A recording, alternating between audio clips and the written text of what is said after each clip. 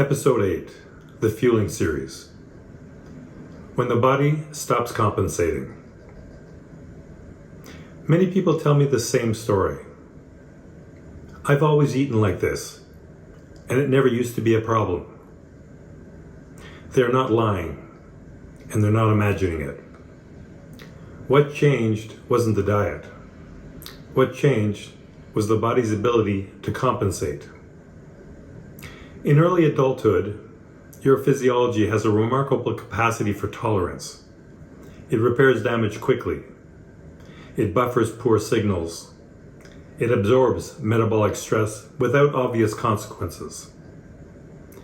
From an evolutionary standpoint, this makes perfect sense. Natural selection strongly favors survival and function through the reproductive years. The system is built with redundancy, with margin, with error tolerance. But that margin is not infinite. As you move beyond peak reproductive relevance, the force of natural selection fades. Not abruptly, not catastrophically, but progressively. The same inputs that were once tolerated now begin to leave a trace. Insulin spikes last longer, inflammation resolves more slowly, gut barrier integrity becomes fragile, metabolic flexibility narrows.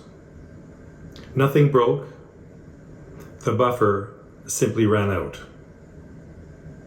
This is why people often say, I didn't change anything, but suddenly I'm gaining weight, feeling inflamed, foggy, tired, and reactive. What they're experiencing is the loss of metabolic margin. The system is no longer compensating, it is responding. This is also why insulin resistance, gut permeability, and autoimmune dysfunction so often appear together and later in life. They are not separate problems. They are different expressions of the same underlying issue. Chronic signaling in a system that no longer has excess capacity. Insulin resistance is not a disease.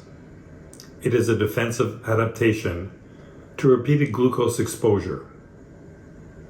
Leaky gut is not a mysterious failure.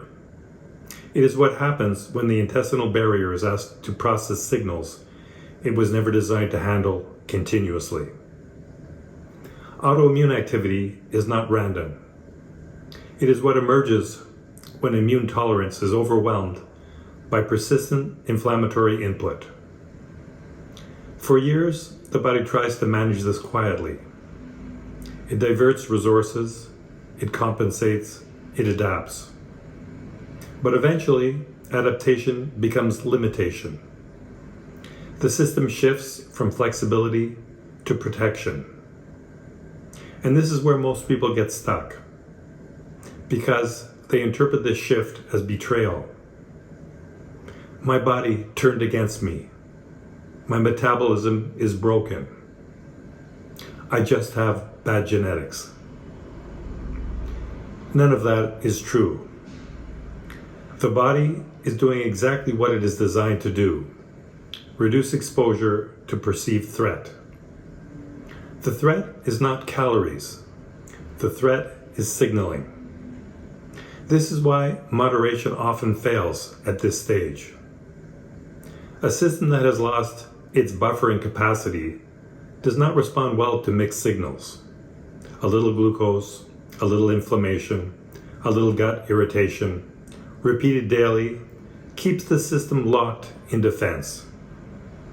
This is why decisive change works, when half measures do not. Not because the body needs punishment, but because it needs clarity. When insulin signaling stabilizes, the system relaxes, the gut integrity improves, immune tone settles. When inflammatory noise drops, energy returns. The body doesn't need motivation. It needs different information. And once the signals change, the system doesn't fight you. It reorganizes. In episode 9 of the Fueling series, we'll look at what those stabilizing signals actually are, and why protein, not volume, not moderation, and not willpower, is the foundation that allows metabolism to finally be calibrated.